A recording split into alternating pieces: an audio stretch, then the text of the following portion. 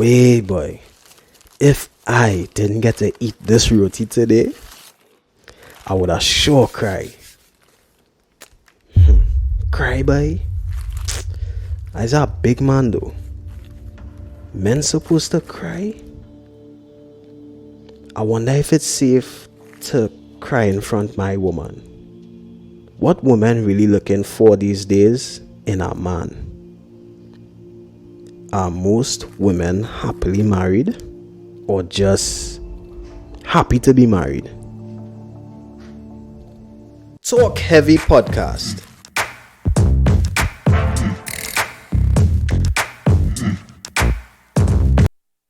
All right, okay, so we do humbly apologize for that minor technical difficulty. All right, we would have sorted that out, and we are back. We are live now. So in studio with me is Mr. Douglas St. Louis, no stranger to men in studios. So we're talking what happened to young Kymani Francis, 2 years old, all right, on the 9th of May, 2-year-old Kymani Francis went missing from his T-Share Village, Point Fortin home. His disappearance was reported and a massive manhunt was launched. However, Kymani's lifeless body was found in a nearby river about 10 minutes walk, that's about 1 mile from his home. So it's the burning question everyone is having, all right, what really happened to this child?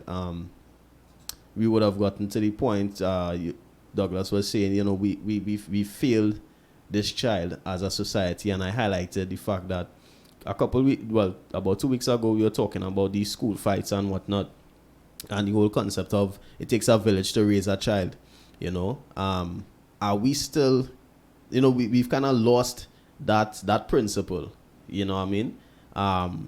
Because when I think about it, right, we everyone trying to make a logical explanation for exactly what it is could have happened or possibly happened. We don't have confirmed, we don't have the confirmed story. We're waiting on the autopsy data today to get some answers. The body tells a story, right?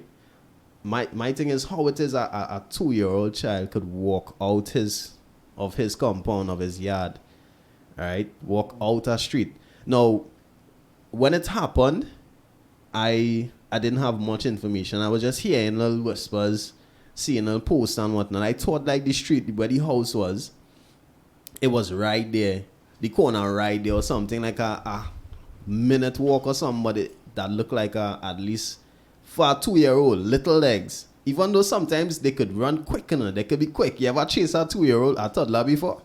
Do you understand? That's a good distance, boy. Yeah. You know, I saw a post on Facebook, right? Let me just pull it up here. I think I shared it in the group. So just while you're getting the post, yeah, right? You're speaking of the whole concept of the village raising the child, and you know it's funny because just today I saw a post, and it kind of drives home the problem we have. I feel it's the same thing we're talking about. I can't remember the exact, post verbatim, but the gist of it was that the person was saying that we want the village to raise the child, right? But when I correct your child, you cuss me out. Yeah, the village stopped raising the kids when the parents started having problems with the village correcting the kids. Right, yeah. And you see that it's scratching the surface, right? We're not really getting at the real issues because me as a parent, I am telling you straight up, I will have an issue with the village raising my child. And let me expound that a bit. Okay, interested in hearing. Because the village that exists today, I do not know that I want them raising my child. The village today is someone who will contain certain elements, who will point my child in a certain direction that I'm not sure that I want my child to be pointed in.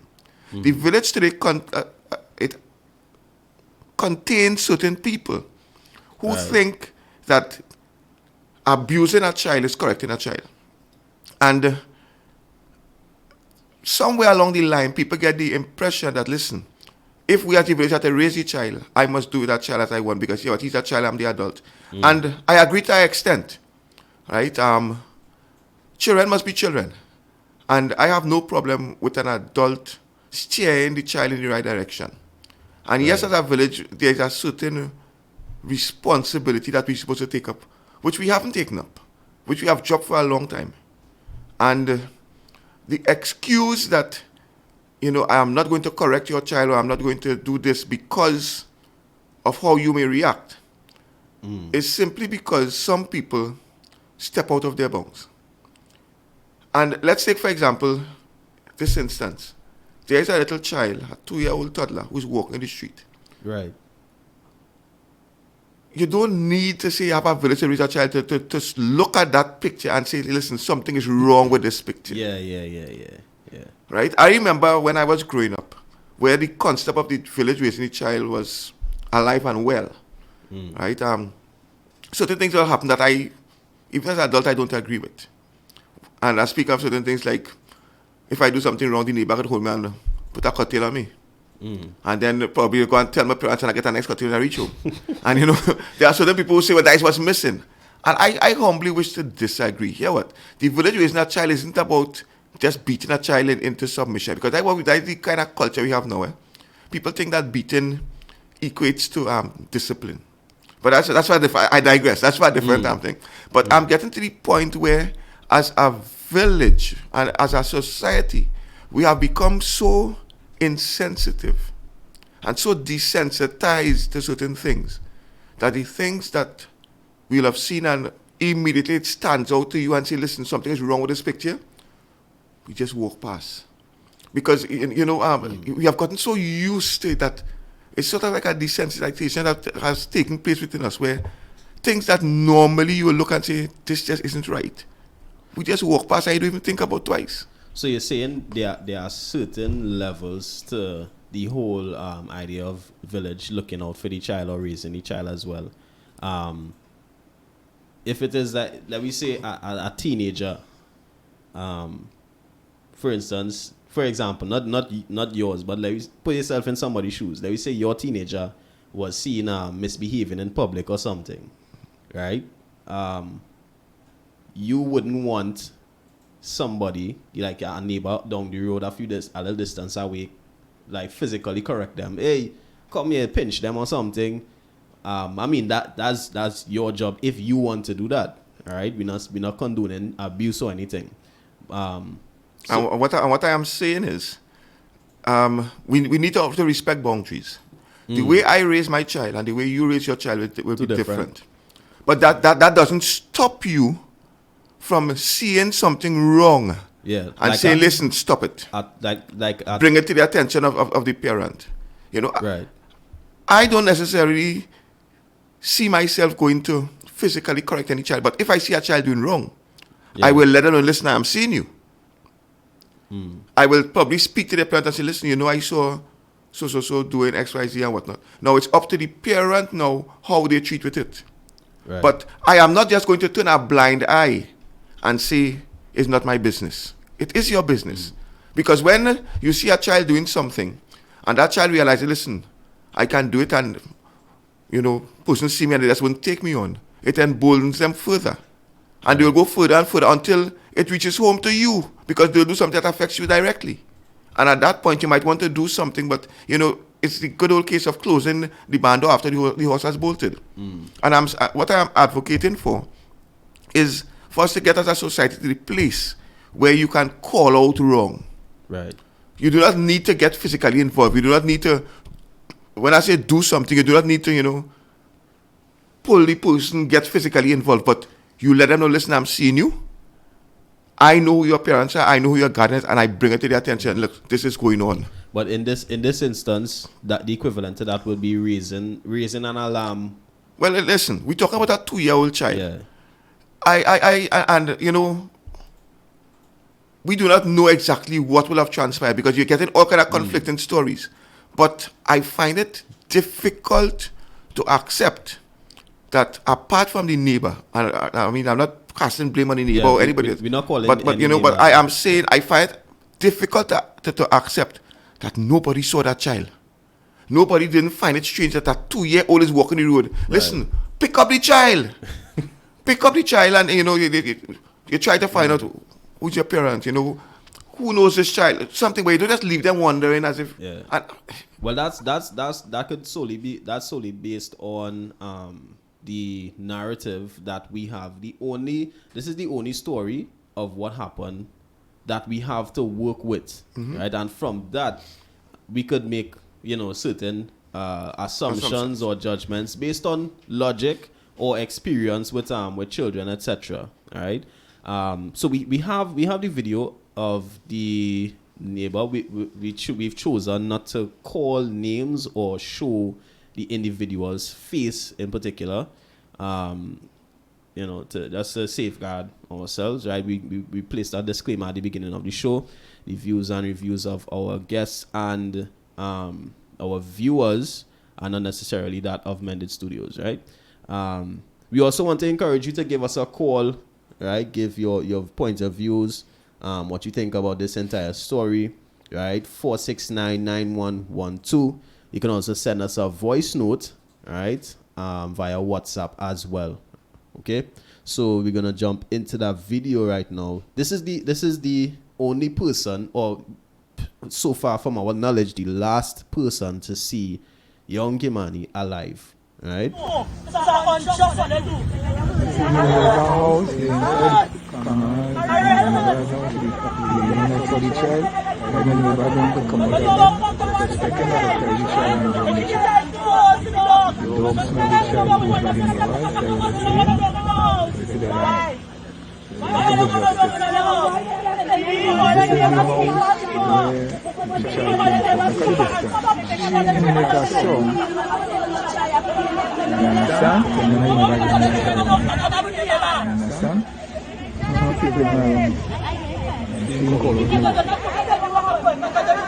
I was home, my husband in the room there sleeping, and I hear cooking. I was right here cooking. I have a little puppy outside, and I just check on him from time to time, and I happen to go and check on him, and I watch up, and I see a little child in the road. Barely looked like he was 2 years old, pampers on, barefoot in the road, walking, and he had some kind of paper in his hand. Now, first thing I do, I went to take up my pot. I went inside, I hit my husband to get up and find myself outside. My husband say, no, it probably have a parent there. I say no, I'm not taking that for an answer. I put the police on my phone one time and I went out. Where my house is, I'm not close to the road. But all right, so far, the person recording the video at the beginning of this entire clip. I think there were reports of the K9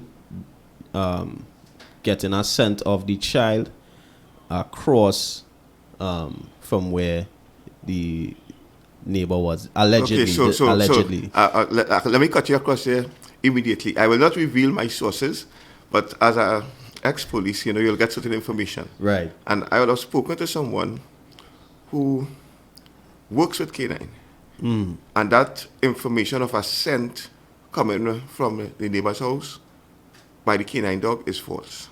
Right. Okay. So we could shut down that as just a rumor mill. It is false. Right. Now the thing is, a lot of people pointing fingers, making allegations. It could very well be that, the narrative we have, there could be some truth to it. Well, you understand? Just as with everything, they always say there are three sides to that story. There's what he said, what she said, and then what actually happened. What actually happened. Right. I am not calling anyone a liar. I am not saying that anyone Absolutely not. is, but what I am saying is, when you look at what is being said from all quarters, it does not make sense to the logical mind. Right. Earlier I alluded to the fact that hindsight is 20/20, so that you might probably see something, and you take a certain course of action, Right. and you felt at that time that, listen, that is the best action, and nobody can blame you for that. Later on, a tragedy occurs, and in hindsight, you say, no, listen, the action I took, I probably could have done something else. Yeah. But, it's up now for the person to say, well, listen, I erred. Or just stick by the story and say, well, listen, this is what I do, and, and we could you can find a way to justify anything, Yeah. You could find a way to justify anything, be it right, wrong, indifferent, right? And I am careful on how I comment on your situation. Yeah, same. Simply because we do not know. We honestly do not know until the autopsy comes. I mean, as simple as the fact, okay, we found the child in the river. Yeah. And that's a confirmed fact. That's Right, one of the things that we could confirm. Yeah. even from that, we cannot make the pronouncement that the child drowned. Until Right. an autopsy comes and says, listen, the child died from drowning, we cannot even say the child drowned. Yeah. Right? We do not know if the child made his way all the way to the river there and drowned, or if something else happened and the child was placed. And this is mere conjecture and speculation, and I'm guarding against making statements until we know further. I like to deal with evidence. We need to deal with what is before us. Yeah. Right? So that what we do know is that the child will have walked out of the home. What we do know is that 24 hours or so later, the body was found in the river. Between him leaving the house and the finding of the body, there are so many conflicting reports that, believe you, it will make your head spin.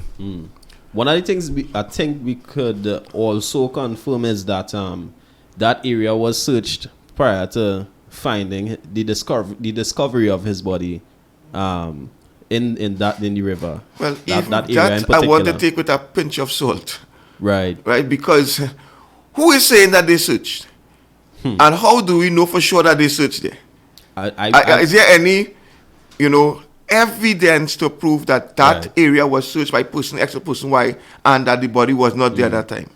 So So all this is based on what we call hearsay. Somebody is saying that I searched there and the body was not there. So right there we could learn moving forward in the event, God forbid, of course, that something like this is to happen again, and we are needed to make a search of that capacity. Probably we could have people wear body cams or something, or record with your phone, hey, I searched this area. So there could be like a footprint, a digital footprint of exactly what was done and how it was done, you understand? So in the event that, hey, we say we search here already, and then the day after, just so somebody find a body in that same area where we allegedly searched, we could go back and say, listen, but Jane Doe walked through there with her team and they checked they checked the entire area and nothing was found. How it is, And this is just the thing. We don't seem to be learning as a society.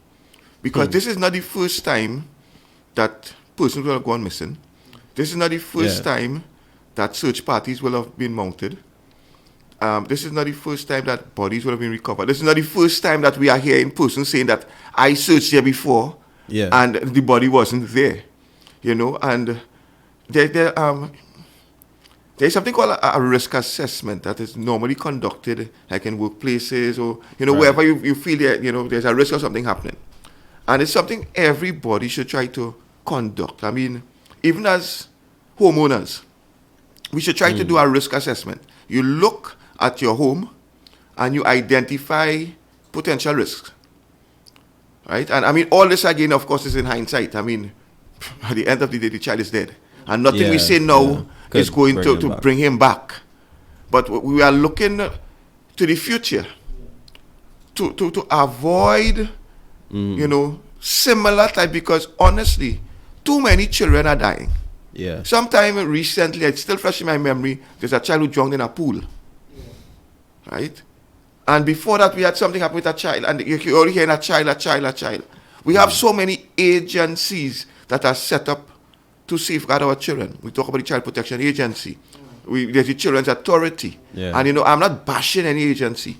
But you see, at the end of the day, we have a lot of policies, and the policymakers are making policies, but who are actually, behind these to ensure that they have actually been enacted? Who is really ensuring that, listen, if we have a policy decision to do X or to do Y, who is ensuring that that is done? Once again, we like the 7-day wonder nation, where something happens, we all up in arms. Because I challenge you, check me back a week from now and see who really up in arms about poor our baby Kymani's demise.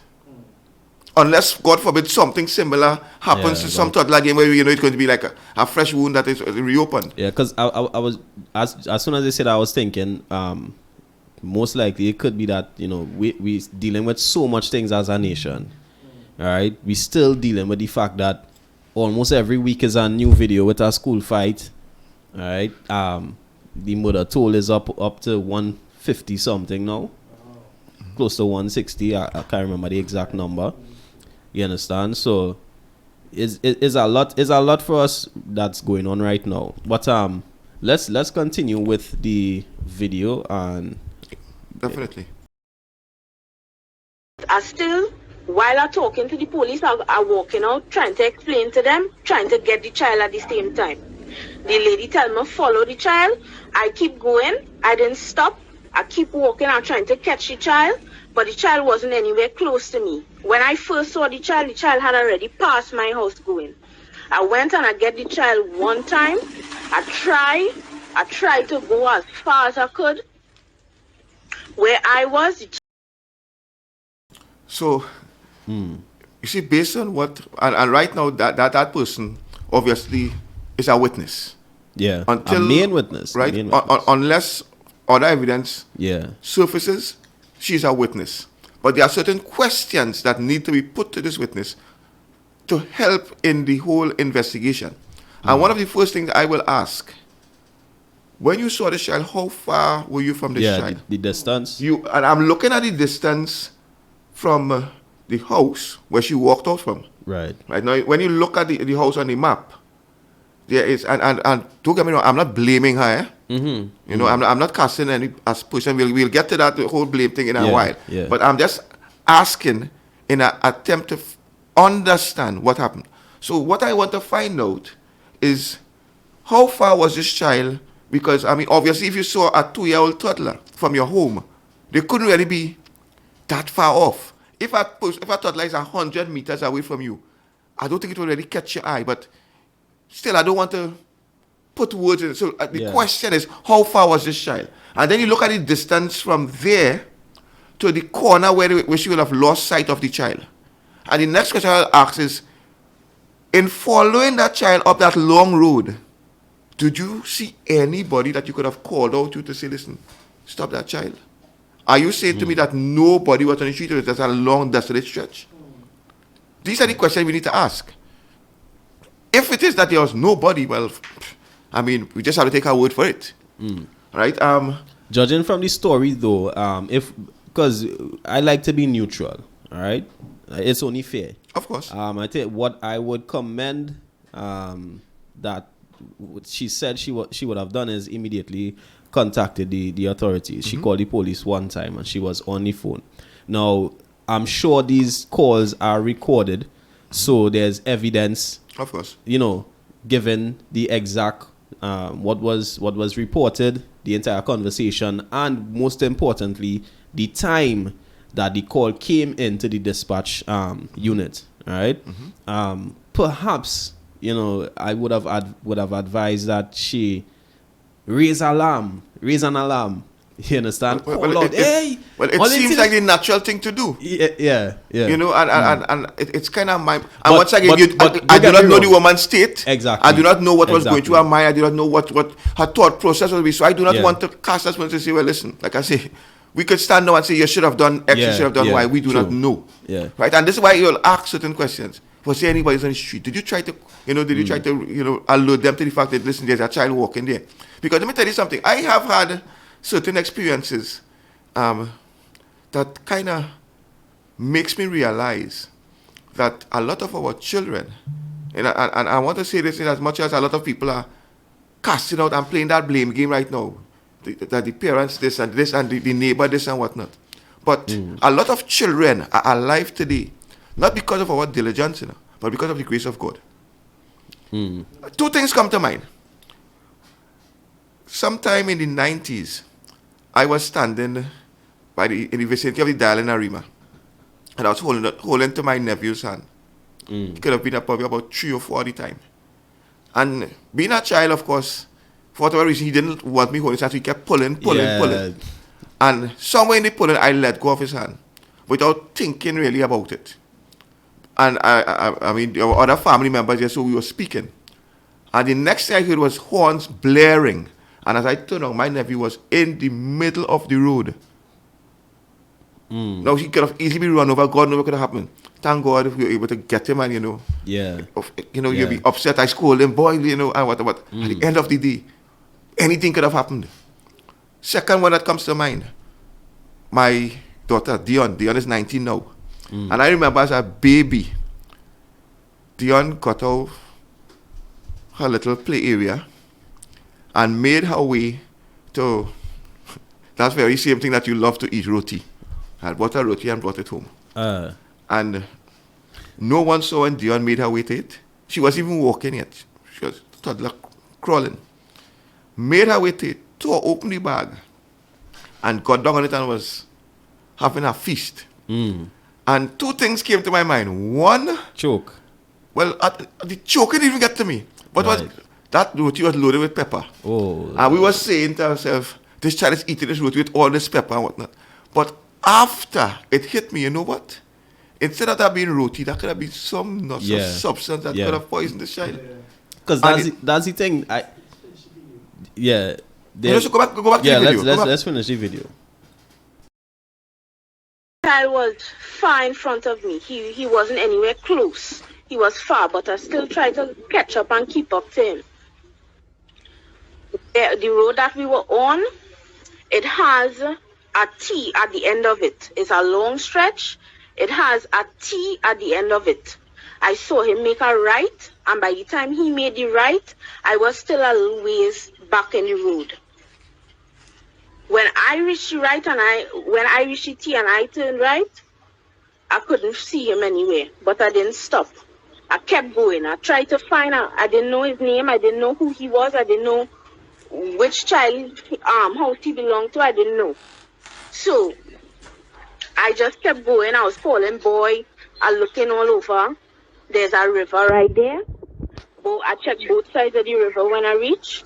I couldn't find him. I kept going. I going until I reached a little shed in a house a little ways after. They had 2 dogs there. And I didn't know they were tied. I thought they were loose. So I turned back. By that time, the police was already coming close to me. I stopped.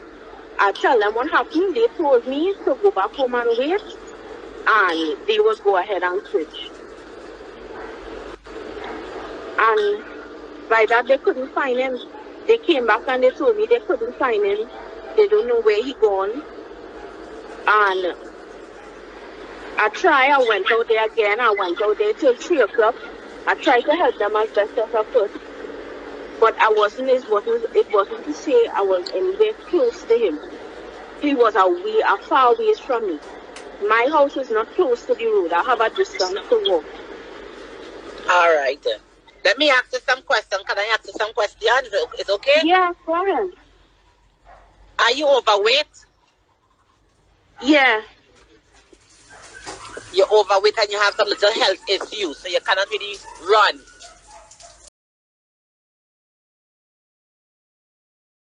Last part here, one I think that stood out to me is the quick response of the police. So I would definitely commend the TTPS with regards to that. Their quick response. All right. I just want to touch base with the comments in the on Facebook here. Right.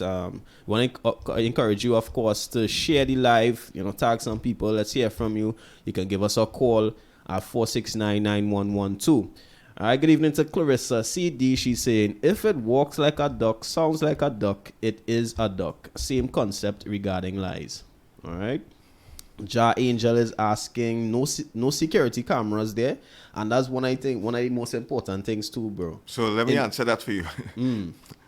Well, in that area, and later on in the video, we will see a general. So, Ja Angel, this is Trinidad. There was a camera.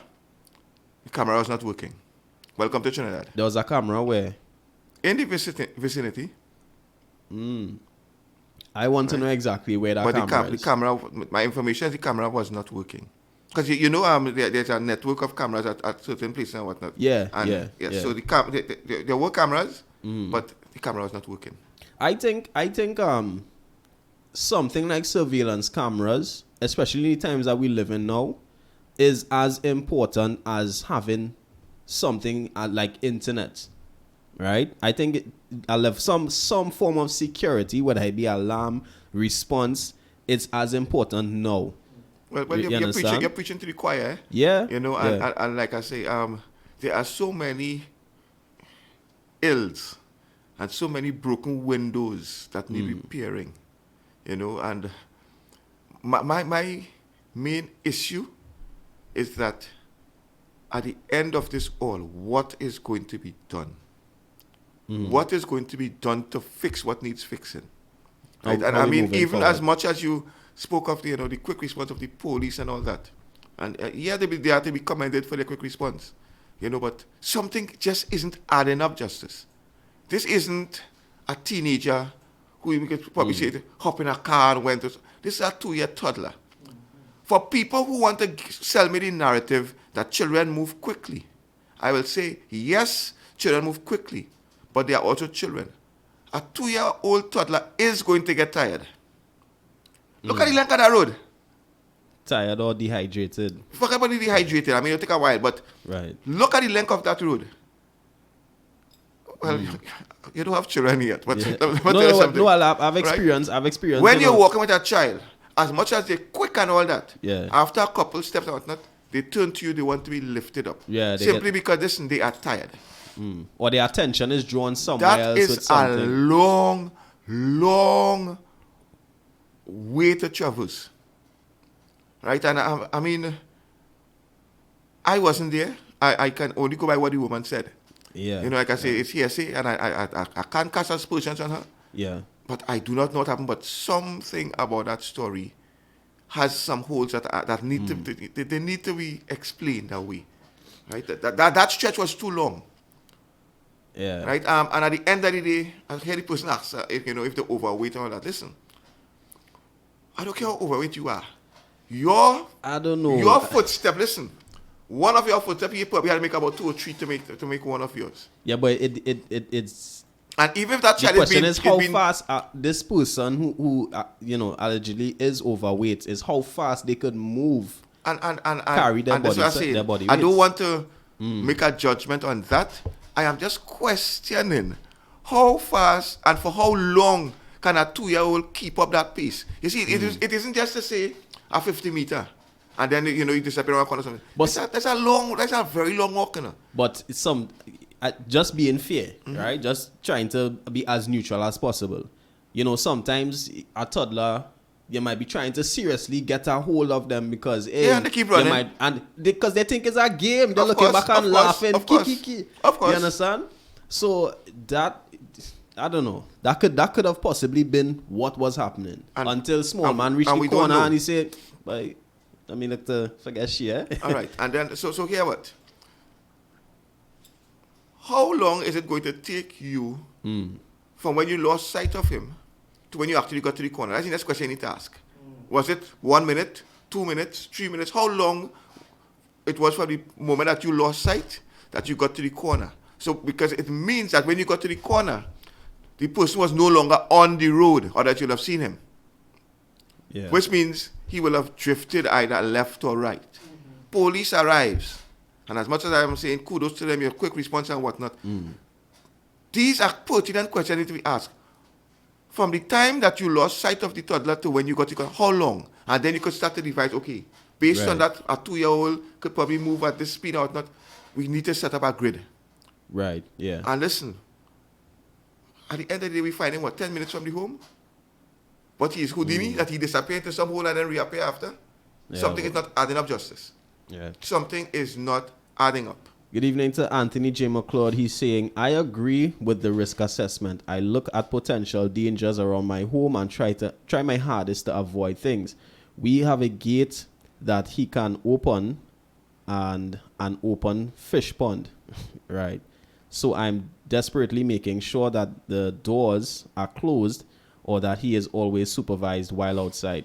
The consequences can't be reversed, most definitely. And a lot of homes, you might go somewhere and visit somebody and they have little children and like their home isn't baby proof. You understand? The door left open. Justice, there's a whole different discussion. Yeah. Because let me tell you, you know, it's one of my pet peeves. I don't know if you remember, and I suspect you will because it was fairly recent. There was a fire at Rookery Nook where some children perished. Yeah, they couldn't get through the burglar proof or something. Right. Yeah. And a number of things come to mind, you know. And once again, I take a look back and say, you know, this should have been done, that should be done, you shouldn't leave the children home. But let me ask you a question. For all of us out there who are being judge, jury, and executioner right now on this matter, how many times have you taken the chance and run by the shop and leave, you know, some infant at home?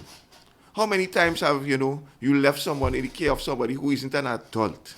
These, like I say, children are growing up not because they are in a protected environment. They're growing up by the grace of God, Justice. Because so many things can go wrong. And luckily for us, more often than not, it doesn't.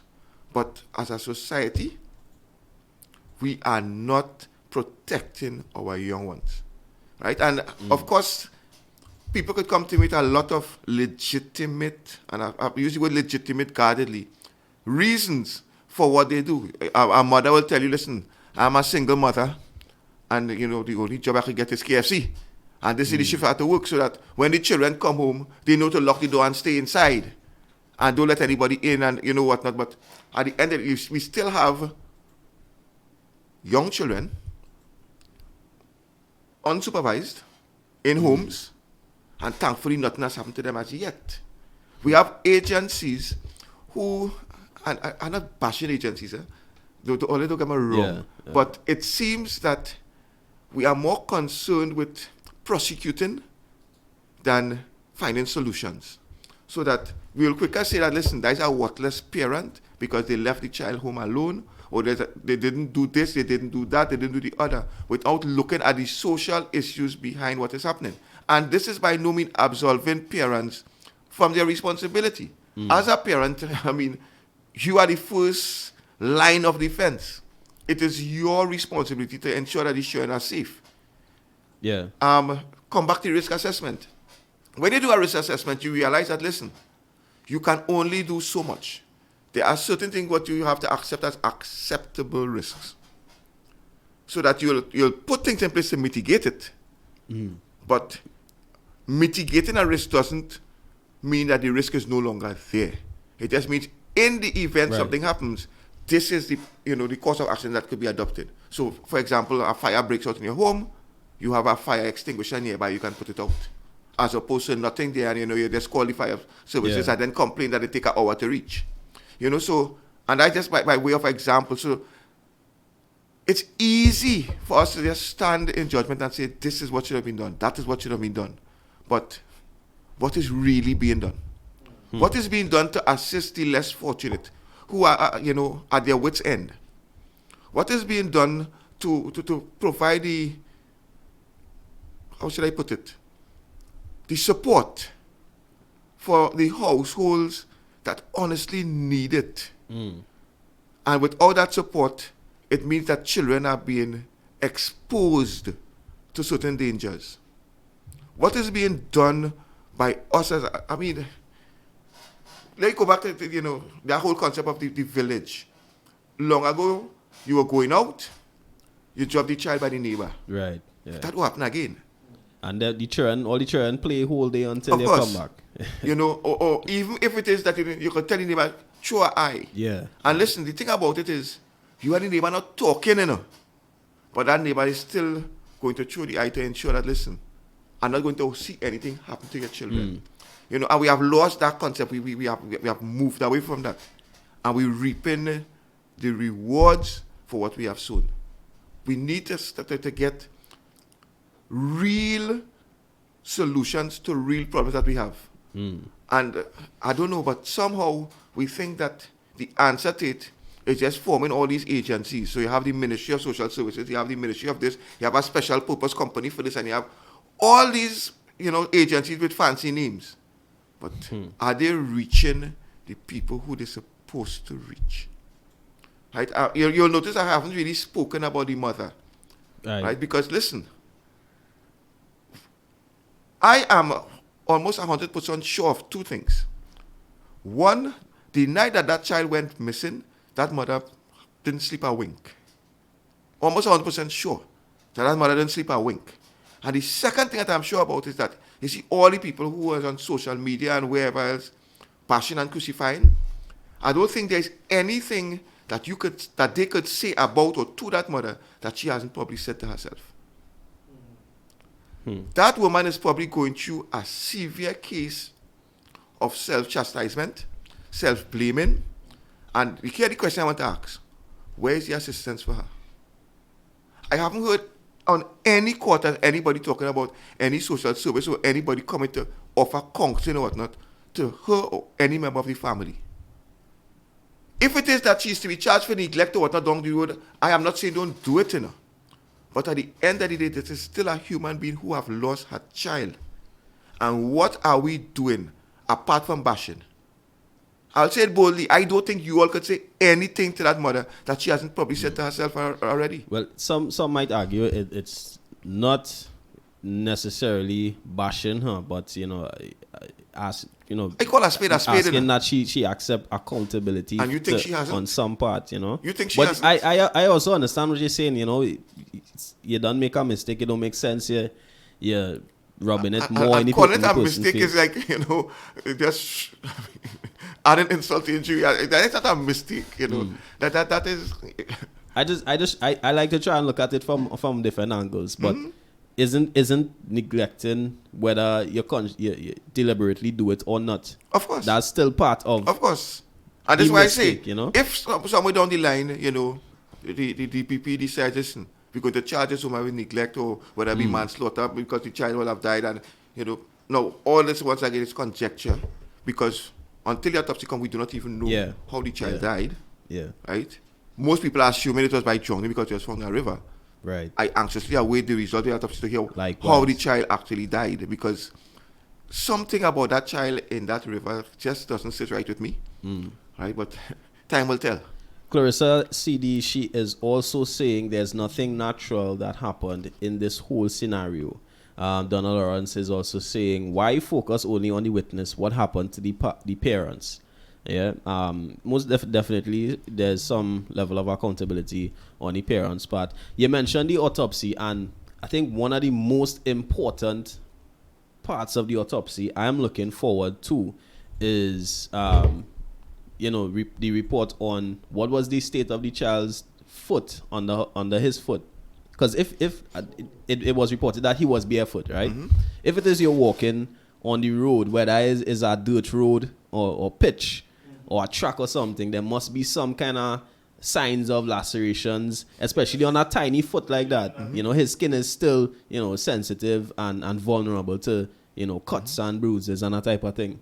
You understand? So in answer to the question about the parents, it's not that I'm defending the parents, They have their own accountability. They have their blame to shoulder. And I am saying, as a parent, I can understand. I'm not saying I agree with it, but I can understand a child slipping out without you knowing. I could understand it happening that somebody left a door open by mistake. And of course, it's a dread price to pay. Well, in this case, the gate, somebody left the gate, yeah. Let's not pretend to be holier than thou, right? We have done things. And I mean, a couple Sundays ago, I was in church. And one of the members, she has a young daughter. And listen, we're talking about a full churchyard. And that child got away from mommy's hand and was heading out to the road. And we're not talking about, just she and mommy. A full churchyard. And nobody realized that child was heading out to the road until mommy probably said, hey, listen, she's no longer holding my hand. Started glance around, knowing her child that she likes to run to the road, glances there, and she raised an alarm. I sprinted from where I was at a good distance and picked her back up, and she just hugged her and she said, boy, you just love road. But listen, and care what I'm getting at? We're talking about a full churchyard. Yeah. The distance from the door where that child was standing with her mom to the gate where I would have picked her up. Because she didn't run very far, but I sprinted towards her. Right? But the distance could have been somewhere like about 30, 40 meters. Right. Right? And I talk about that child walked all that way in a churchyard full of people. And nobody saw that child going towards the road. You see, we like to just come down and say, we should have this, but listen, this is things that happen, I'm being real. Let's not pretend that it has never happened to us. We have had instances where, listen, if your house big enough, where so is, and you're looking, and sometimes you find them hiding, in some corner. But the point is, at that point in time, the child was out of your sight. Yeah. Thank God they didn't get into some mischief that was, something that could have injured them, or As you say that, you know what is getting me so alarmed the most and kind of spike my anxiety is when you realize they have something in their mouth. Wait till you have in their mouth, and they think it's a game. They're laughing. Yes. You had to stick your finger and really pull out. Sometimes it's a marble, it's a 25-cent piece, all kind of thing. You understand? So listen, I have so much children stories of things that happen with children. I have no children and I have stories. No, I talk about other people's children that they tell you about this happening. And thankfully, all of them had good outcomes. Yeah. But had any of them gone wrong, as happened with baby Kymani, yeah, boy, those very same parents will be at the receiving end. They'll be asking, how? Where were you? Why this? Why the other? And it's easy to ask why, but listen, yes, parenting is a 24-hour job, but it is physically impossible to watch a child 24 hours. It is literally impossible. You do your best. Do your best. You put things in place to safeguard them. And I am conceding that the best wasn't done in this case. So that there were certain loopholes that allowed him to get out and whatnot. So the best obviously wasn't done.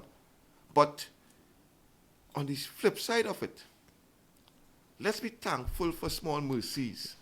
Somebody alluded to, that something in the supernatural is going on, where, children are being, targeted. And I want to agree to a certain extent, because plenty of these things are not natural, Justice. Plenty of these things are not natural. And I really will be failing as a Christian if I didn't entreat people. Hold your family, hold your children, pray with them. Yeah. Pray with them, Yeah, pray with enough, them daily. Ask for that protection and that covering, because listen, you as a parent cannot do it alone. You need that divine protection. For those of you who think that, listen, Douglas just talking off your head and whatnot, you go ahead and think that you can do it by yourself. Right? But I am saying that without divine intervention and that divine protection, our children will continue to remain targets. There is still an enemy out there who is looking to destroy. His agenda hasn't changed. And we failed young Kymani.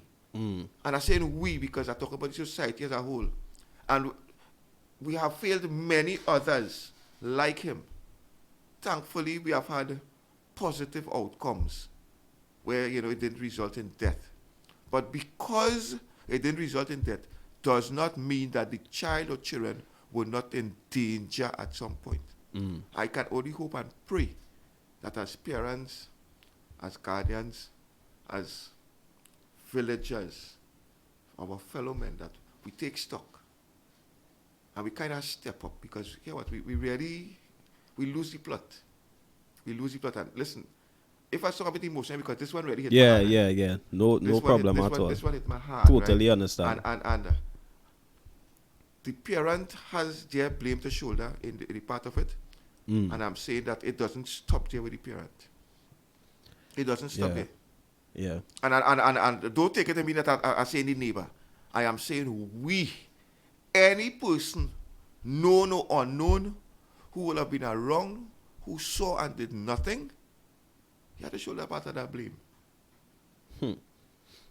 Yeah, most definitely. We want to take a quick break, all right? And we'll come right back with more of this discussion. Remember, we want to hear from you as well. So you can give us a call, 469-9112, or you can send us a voice note via WhatsApp at that same contact number, right? If you're not in the country, remember to add on that 868 at the front, all right? So we'll be back in a few with more Talk Heavy podcast. Stay with us. Greetings in the wonderful name of our Lord and Savior Jesus Christ, and soon and coming King. I want to invite you to the nautical hour, a time of prayer, a time of seeking the face of God, so that we can be able to know what God is doing in this season. This dispensation is a time where we need to know what God is doing, and therefore prayer is the way we communicate with Him and He communicates with us. I want to invite you Mondays, Wednesdays, and Fridays from 3 a.m. to 5 a.m. Let us get an opportunity to seek the face of God together. He has something in store for you. He has something in store for me. And when we get together, the power of God, the presence of God changes things. I am Pastor Randall Rodney saying, when life gets too hard to stand, kneel. Hey, what's happening? This is Justice, straight out of Mended Studios, Talk Heavy Podcast. And I'm here to introduce you to our brand new t-shirts, fully equipped with our barcode. And once you get your hands on one, scan the barcode. It takes you to all our social media platforms: TikTok, YouTube, Instagram, and the Mended Studios Facebook page. You can go back on there and review all our past episodes. Great discussions. We had some great guests and great topics, right? Still be a part of the movement. Like, share, comment. We still welcome you to do that. Now, this t-shirt is only $160 TT. Get your hands on one. Give us a call, 469-9112. Send us a WhatsApp message or direct message on Instagram or Facebook, right? Talk Heavy Podcast, where the vibe is light, but the talk is heavy. Yes, and remember, you can now get your hands on a Talk Heavy Podcast t-shirt. The prices has been slashed to $130 now. Remember, you can contact us via our social media platforms: Instagram, Facebook, TikTok, right? Or send us a message or give us a call, 469-9112, or email us at talkheavypodcast22@gmail.com. Right? I want to throw a question out there for everybody, right? Everybody, have their views on how it went down, how it should have went down. I want to know, what would you have done? You saw a 2-year-old child barefoot traveling, walking up a street, right? No adults. What do you think should have been done, or what would you do? All right? You can give us a call or send us a voice note. But I know for me personally, if I'm in my house, I cooking. This is just me, right? That food out of bun, mate. That food out of bun. I'm telling you. I running out. Hey! I making noise. I calling out. Me, I don't care if me and the neighbor vex, we fall out. Right? They probably parking in front of my gate last week. I don't care. I making noise. What going on there? And I trying to run behind that child. Justice, you understand? Justice. No, that's what I would have done. I'm not saying. I know, I hear you. That's what she should have done. But listen to me. And it's not I saying it. It was on the recording. And this speaks to the level and sensitivity that this nation currently has. So she is saying she saw the child. She told the husband, who was lying down, look at a little child, a little toddler out in the road. And did you hear what she said his response was? The parents somewhere wrong. The parents somewhere wrong. And I could almost imagine he just pull the cover, turn over, and just continue. It's my business, Justice. I don't know. I don't know It's if my business. I don't know, because what if he probably accustomed seeing this child probably by the care. gate, by the road. I don't care. It's and a the parent- toddler by the road. I can't pass and knock him down. What you say then? Listen, go pick up the child. If I had to have a few choice words, and when I say choice words, I don't mean get into the profane, but let the parents know, listen, you need to properly secure this child, do a better job because you're feeling whatnot. Yeah. But I am not going to let a child suffer because I think that the parents doing something wrong. The first thing is to safeguard that child. How could I hear or see a child by the road and just the parents somewhere wrong? Really? No, really? Yeah, I mean, it does sound a little weird, but I don't know. Good evening to Vera Bethel. She's saying communication is the key. All right. Children are very unpredictable, just as you were saying before. And listen, I don't want to come across like I'm bashing the police, but I remember, could have been about 94, 93, 94, somewhere around there. Probably 94. I was working in Tunapuna police station, and an incident will have occurred. And the detective sergeant would have taken a team of us out and listened to the words that he gave to us. He dropped us at strategic points and said, nobody comes back to the station until this is resolved. You understand what I'm saying? You have your shift, you're working this time to that time, and the sergeant is telling us, don't even come back to the station. I don't want to get into what the situation was, but basically he's telling us, nobody who out here is coming back to the station until that situation is resolved. We are saying the police were called, and I'll be really interested to know what exactly, was the actual action taken by the police. Is it that they came, they searched for 5 minutes and they left? What exactly? Because I do not know. But I am saying, for me, none of them police was leaving that scene, Justice, until we either find that child or the body. We can't confirm whether they left or not. But what we can confirm is that huge hunt for the child or the body or whatever, some type of search was launched, which is what is supposed to happen. I have an issue with that too. What's the issue with that? I have an issue with that too because based on where the child was found, something about that whole search reeks of, I don't want to say incompetence, but it was just a kind of Viking by Vaps thing. So everybody just going like headless chicken looking with no kind of strategic grid search pattern to say, okay, we search here, we know we search here. Even if it is you're saying, listen, it's a 2-year-old child, and let's say, okay, whether it's a 1 mile radius or whatever it is, and we search that, so when we are finished, we sure, listen, we have searched every inch of this 1 mile radius or whatever the radius is set. And I do not know that was done. I do not know it wasn't done. But if it is that was done in a systematic way, well, then it speaks to the fact that that child wasn't there when the search was conducted, which carries the conversation in the next direction. Yeah, I don't want to speculate, Justice. Yeah. I don't want to speculate. Just as I was saying earlier. Right? So that's why I keep saying, I really want to see when that autopsy comes. Let me hear if it is the child died from drowning. If it is, as some quarters are saying, somebody had the child for whatever reason and they panic and they kill the child. Because they hear all kind of stories out there, right? Yeah. Right, all right? All those are possible angles. Right? These things happen. As investigators, we need to... Something needs to come out of this. It can't be just another unsolved case. The detection rate for crime in this country is too low. And I make no apology for saying it. The detection rate is too low. I heard earlier today that, and I mean, this is not confirmed, because like I said, everything else, you're hearing this, you're hearing that, that it has been classified as a homicide.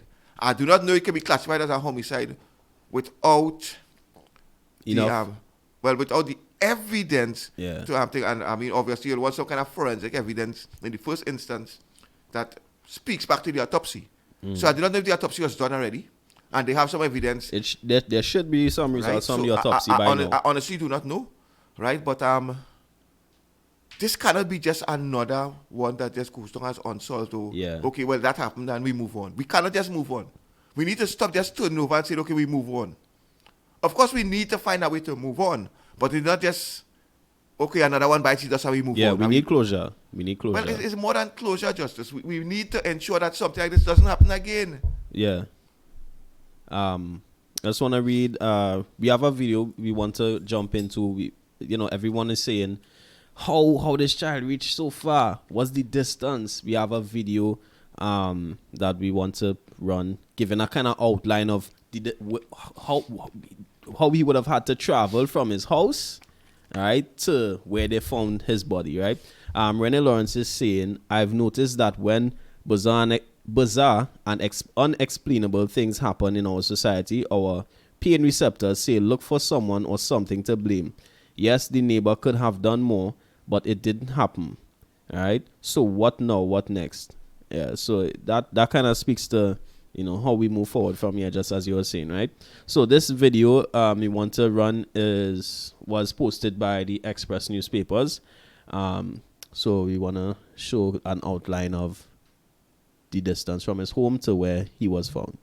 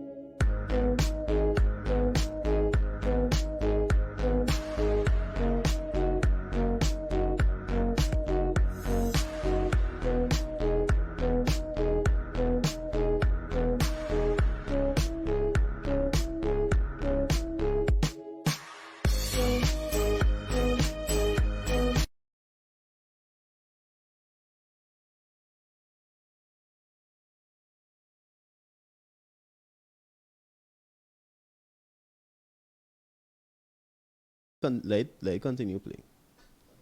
All right.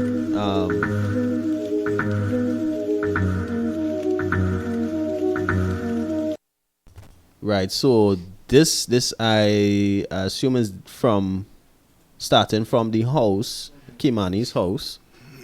All right. So they're driving out. This is something that came to my mind one time. The first time I heard the story, this child missing on Monday. I was like, I'm familiar with Tisha Village in Point Fortin because we've worked there a couple times, but I wasn't familiar with the street name, right?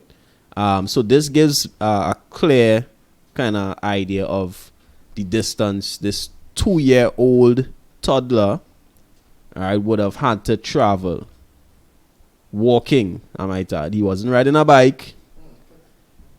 You could say he was running, he was walking. He would have had to make this right. All right. Then this left.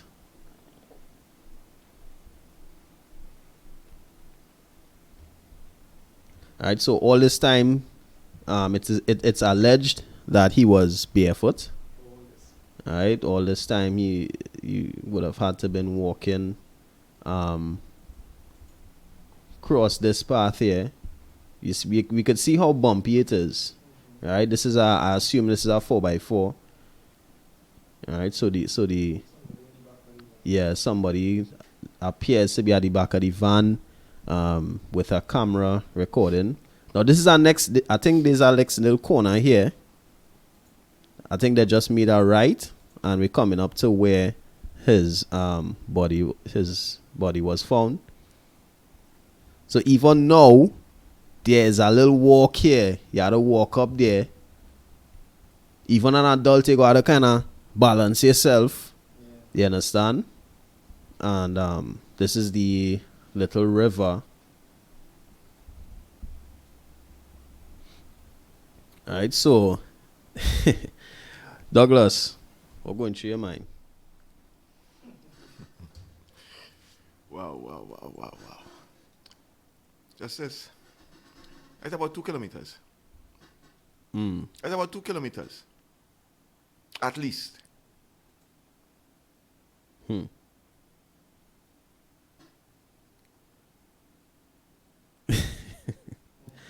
Yeah. Even an adult walking that in the sun, you go feel you gonna need something to drink, Jed. You'll need a drink of water or something. You understand? So that's basically distance. If you haven't seen that video, all right. We want to say good evening to Zolana Aparicio. All right. She's saying the only person that came into contact with this infant was, and he cannot have walked so far. Well, we could all say that he couldn't, but children are resilient persons. So I'm not going to just come out and and say that he couldn't have walked so far. Right? The reality is we do not know. We do not know. What I find hard to accept is that he would have walked all that distance and nobody saw him. Yeah. Right? For the neighbor. The neighbor will have set up his water. For now. Yeah. But apart from the neighbor, nobody see that child? Nobody? Really? But the thing is, I want that's the burning question, because how busy is that road, right? The main road, let me call it, after that where his home is. So his home is here. You come out, you make the journey out that main road. How busy is it? That's my question. You understand? And I guess only people who frequent the area or who live in the area could answer that, because if cars passing there, somebody had to see something. Or even if we say he came out on the main road at that very point in time when there was no one passing by, no one driving, right? For that, all that sense. Yeah, Well, close you know to the river. Probably he went to the bush, but I was just walking through the bush, so nobody couldn't see him. Crawl. Well, Yeah, he got to the bush. He make a track. No, you're just walking through the bush and putting on bush and going, because obviously he had to be somewhere nobody would have seen him. But I don't even want to think that. No, well, that to me. no, Yeah. well, so okay, what? From where I sit, I do not know that anybody else saw him. So I will have to go with the assumption that there was nobody else around to see him.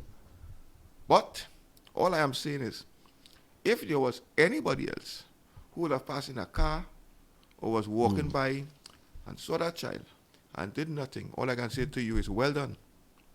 Well done, so, ma'am. What else I'll tell them? Yeah. What I want to see, or as well, backing up this video that we just played, is a walkthrough. Perhaps an investigator or something, or even somebody. A walkthrough, given the narrative of the said neighbor, her story, all right, with camera explaining everything. So let me just try to make certain things make sense. You understand what I'm saying? And this is how some investigations go. I'm sure you could attest to that. And you play out other scenarios as well. Maybe he ventured through some bushes or something. Is there any possible tracks or anything like that? You understand? Because it just not making sense. How did he get there? How did he get there? And I want to stress again on the importance of having security systems in particular cameras, surveillance cameras, because you never know. You could very well be the reason that someone gets closure with your surveillance. You understand? So at what point in time, he passed in front of my house, at what point in time your cameras pick up that? Even if the neighbor had cameras, right? She could have had something, physical evidence to back up. Hey, this is when I saw him, and we would see her coming out with the phone in her hand, calling the police, walking up the road. You understand what I'm saying?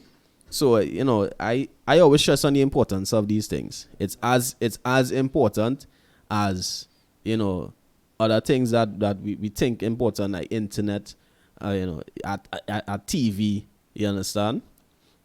So that normally, when you have a missing person, they usually say the first 24 hours are crucial. Yeah. You see in a case like this, you see that very first 15 minutes to half an hour. Crucial. You see, that's the point where persons were supposed to activate some kind of system whereby, listen, this is where the child was last seen at this time, and start to plot it out and mount a grid search. I having a problem with the time difference when that child went missing to when he was actually found. You see, it's not if it was an adult or some teenager or something who have the means and whatnot to travel a long distance. Yeah. It might be easier to swallow, but not a toddler. Not a toddler. So what from I guess from your experience, what is the next move in terms of law enforcement? Of course, you're waiting on the autopsy, and that could only be the next determining factor. So, and this is where I have an next problem, right, Justice? Because two things going to take permanence. One is the autopsy to find out cause of death. Right. And the second thing is a file will reach by the DPP, either recommending that the parent or not be charged or not. Right. And that is, for some reason, that is more important than anything else at this point in time. And I think we get it wrong still. So that can't be done unless the autopsy is done, or that could be done. That could be done now, even before the results on the autopsy, if that's possible. Think the procedure, the way they do things change from time to time. Right. It will be wise to wait for the autopsy. Right.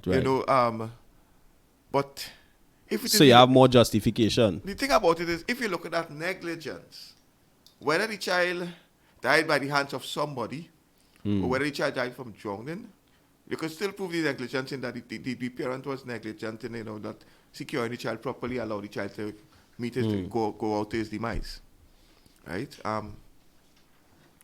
Unless somebody will have come into the yard and kidnapped the child or something, which is a totally different thing, which of course, based on what the neighbor is saying, did not happen.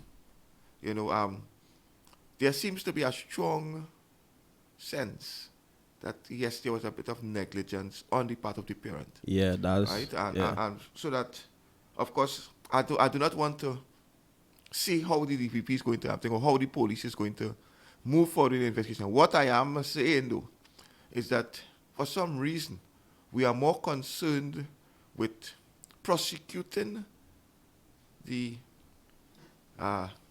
perceived offender. Alleged, yeah. Right?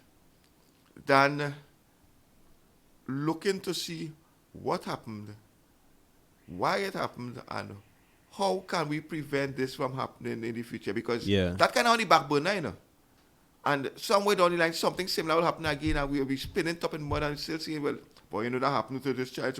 But you see, we're not really giving that the kind of attention it needs to ensure it doesn't happen.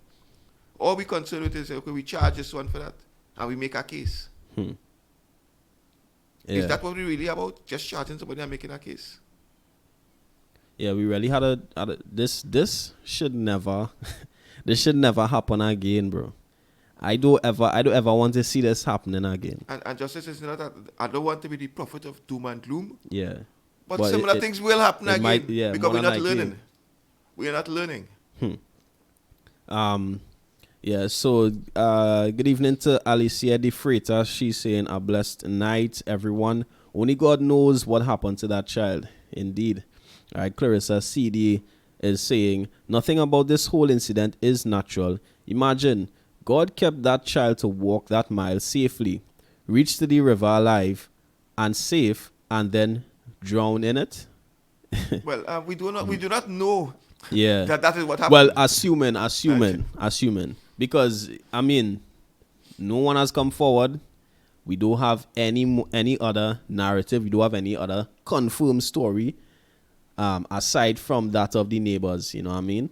So it really, as she said, I totally agree. It's very much seems unnatural. All right. Anthony is saying, unfortunately, things like this will keep happening due to negligence. Of course. And in fact, things like this are happening on a daily basis. The only difference is that, some of them being arrested at an early point, and, it isn't resulting in death. I said it before, I'll say it again. How many times have children actually slipped out? Yeah. Being places they're not supposed to be. But for the grace of God, they might not have been here. Yeah. And we have a voice note from one of our viewers. So I'll play that voice note. Hey, good evening, Justice and Douglas, Talk Heavy podcast crew. Just want to give my piece on this, discussion. The name is Jules. I just want to say that what I find strange is the fact that the neighbor wasn't able to reach the child, and she didn't go back and call her husband, which most likely, well, I'm just speculating here, could move a little faster than her, unless he can't, right? So I'm just assuming, right, he can move faster. Get him to come out and look for the child, or call around to the neighbors around, even if you're new to the neighborhood.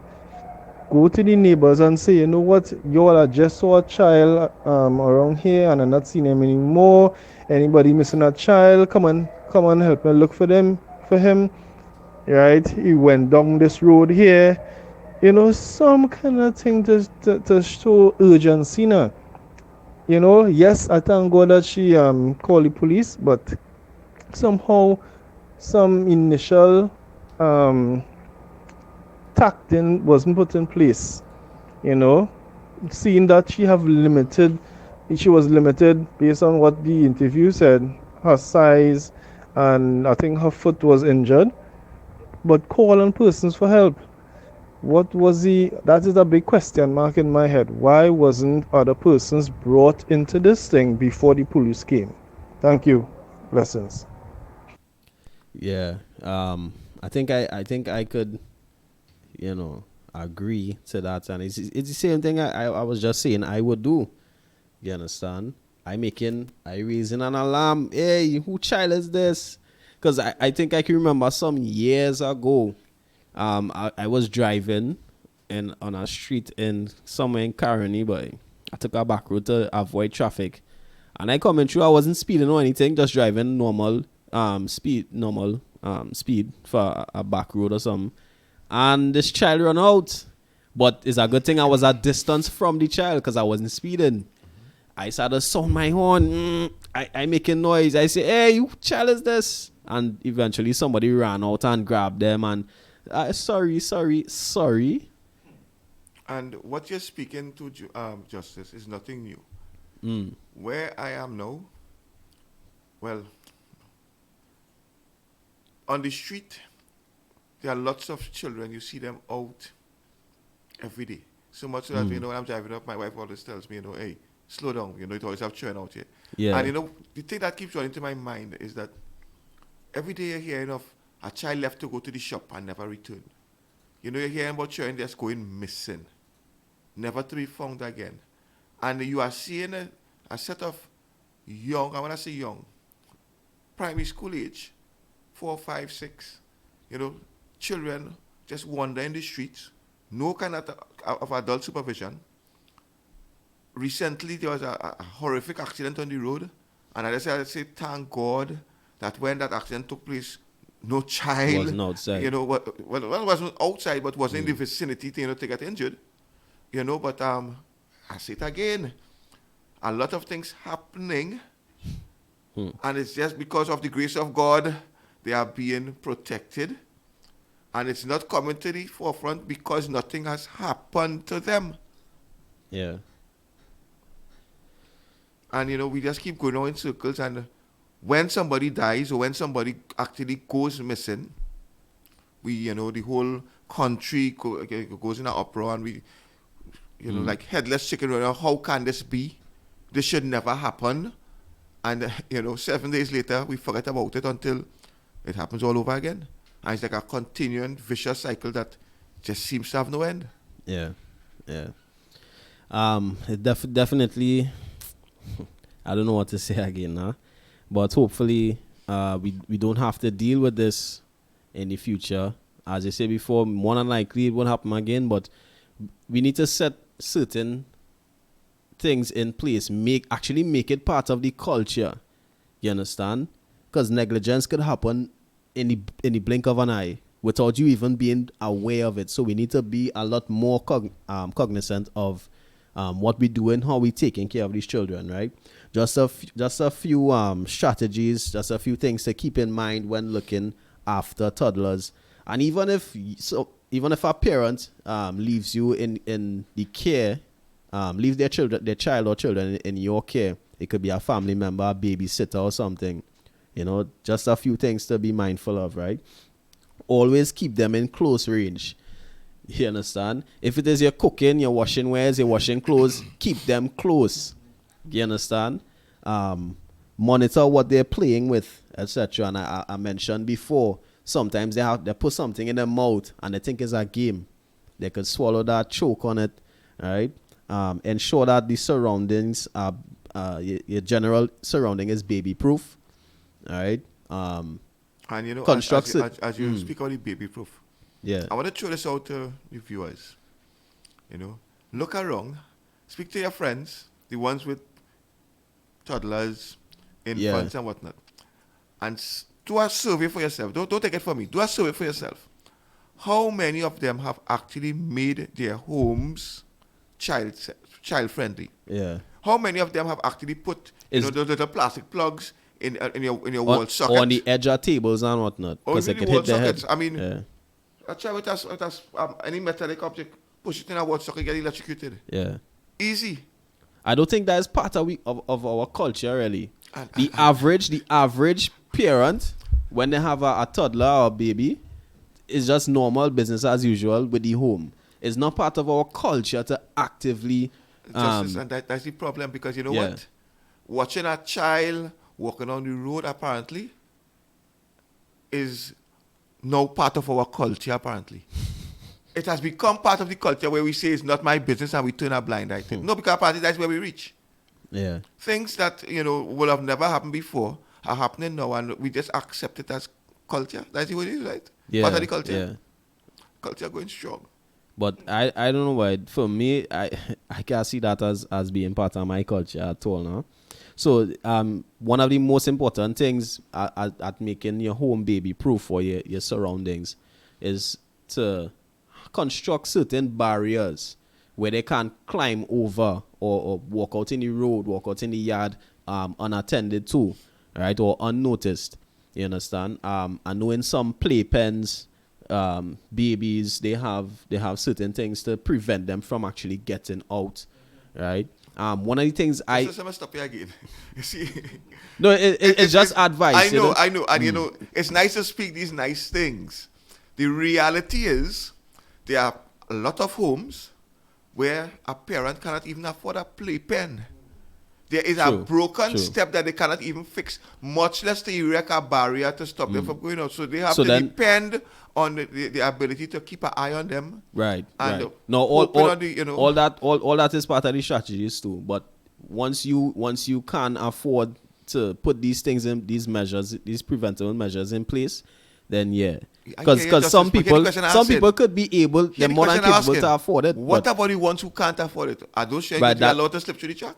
Of course not. No, just as you say, there are organizations that are They don't set go down up. that road. to- They don't well, go down right. that So road. then we challenge these organizations to get more involved. You understand? And these parents, these families, don't slip through the crack, just as you say. You know what I'm saying? Because, you know, and it's funny, just recently, I was having a conversation with somebody, and they were giving me a narrative, you know, of the woman who has one child, and the father is not in the picture.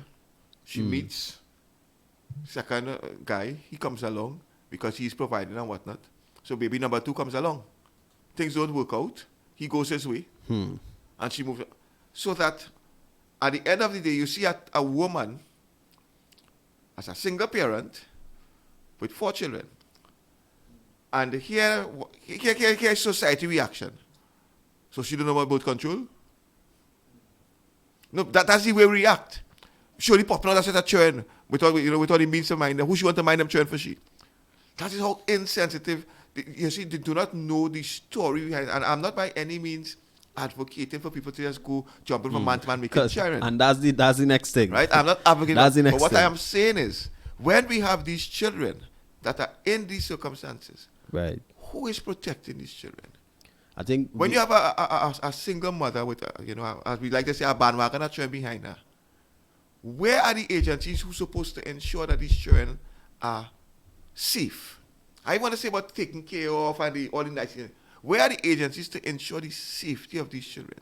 Where are the agencies to step in and say, listen, you are incapable of seeing for these children and we need to remove them from this home because it's not safe for them. It might sound harsh, but hear what? Sometimes you have to take the bit of medicine to get rid of the disease so that we do not have our next Kymani. There are times you need to step in and say, here what? You are not in a position to adequately take care of these children. You cannot guarantee their safety and we need to remove them from the home. Listen, get yourself in a better position and come and prove to us that, listen, I am now able to adequately care for them, but we need to get rid of this thing where mommy going to work and nobody taking care of them. And children minding children. Get more involved. Yeah. Right, like I say, it's just a whole melting pot that's just waiting to explode. You know? Because I have a lot of them that just there living on the knife's edge. And it just hasn't come to light because nothing happened to them. Yeah, yet. even if they are, I mean, I agree with everything you said. Even if you're not able to afford certain mechanisms or baby-proof your whole house, there are still certain strategies that you could put into play that we also neglect. One of the points I would have jot down, keep communication open, right? Even though they're right there, they're playing, you're going about your business. You okay? You all right? What you doing? You understand? Keep checking on them verbally, all right? Also understand your abilities and limitations, all right? If you know it is, you're not physically able to, reach to them in a particular time frame to prevent a tragedy, then don't put them so far. Keep them close. You understand? If you're not able to keep lifting and bending, then don't push yourself. Know your abilities and your limitations. All right.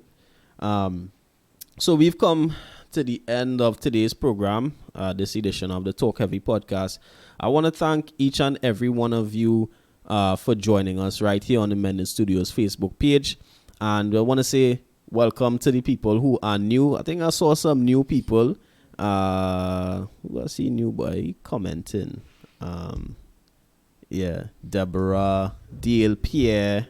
All right, welcome. All right. And Gemma Victory Rodney. I think I'm seeing that new name. All right, so welcome to the Mended Studios. Carla Brandon. All right, shout outs to you. All right. Welcome to the Mended Studios family Talk Heavy podcast community. Want to urge you to check out our social media platforms, Instagram, TikTok, right? 4699112. You can get your hands on a Talk Heavy Podcast t-shirt as well. All right. Also, the people who would be coming on here afterwards, you weren't able to be here live. Still keep make your comments. Still give your point of views. Right. We do welcome it. All right. Also, the people who have other strategies that might help someone in taking care or looking after a toddler. All right. We still welcome you to leave your pointers and your advice for anyone. All right, so it has been a wonderful discussion. Once more, we want to say our deepest condolences to the family, relatives of young Kymani Francis, and of course the villagers of T-Share Village, Point Fortin. I know this would have hit you the hardest. Some of you might have, had interactions with this young child and his family, right? And also Trinidad and Tobago. Let's move up. Let's work together. Be our neighbor's keeper, not just our brother's keeper, but our neighbor's keeper as well. All right. So, like in Talk Heavy Fine Style, we leave you with the sound of the late great Ras Shorty I, father of soca music, and the Love Circle. Watch out, my children.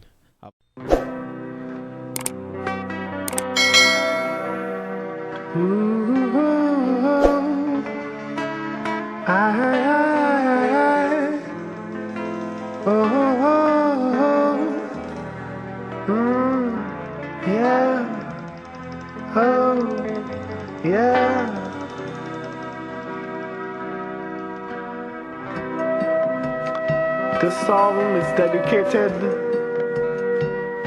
to all my brothers and sisters everywhere in the world. It's a call for redemption, a call for salvation.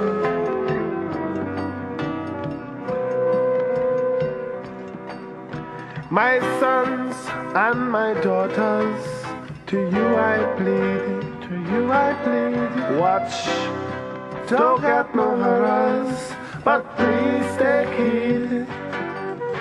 I know you don't want no sermon, but my admonition is to guard you against all the evils of life that create strife and destroy life. Walk cautiously, children, be alert, because you have an enemy that's roaming the earth. I know you're young and restless, but you don't have to be careless. You see, sober thinking leads on to righteousness, to happiness, spiritual bliss. That's why I tell you this. Watch out, my children. Watch out, my children.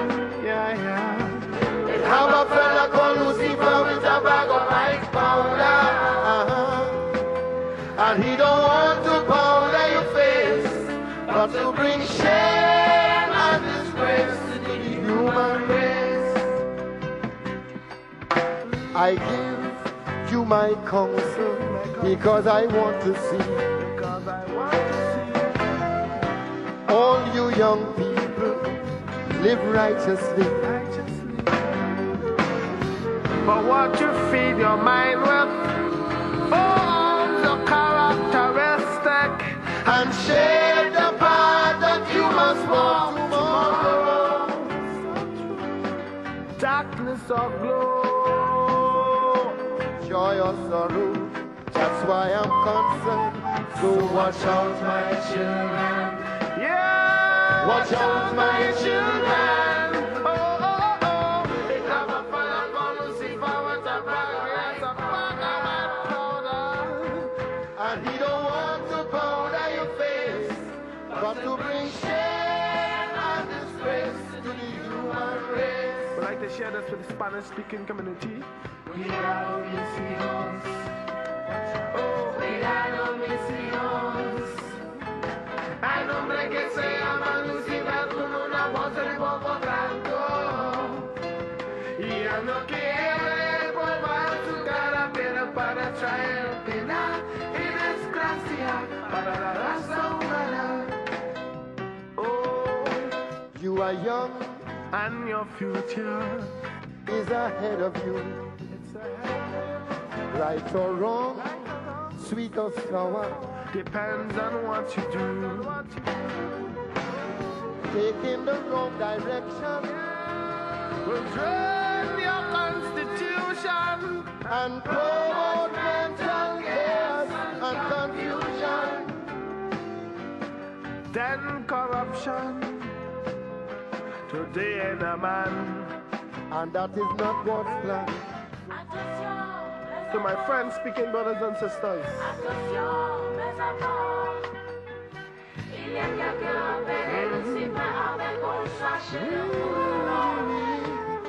et il ne va pas se pour le visage, mais apporter en distance à la main. For all those who speak Hindi, देखो मेरे बच्चा लोगों, देखो मेरे बच्चा लोगों, एक इंसान शशा शचन है, उसका पास है थैला पाउडर का, और दूसरों को पाउडर नहीं गाता है, मनुष्यता का नाम आगे है एक बदनुमान तबाही. Yeah, so watch out my children, oh watch out my children. If I'm a fella called Lucifer, it's the power of one powder. And he don't want to powder your face, but to bring shame on his ways. To the human, to the human.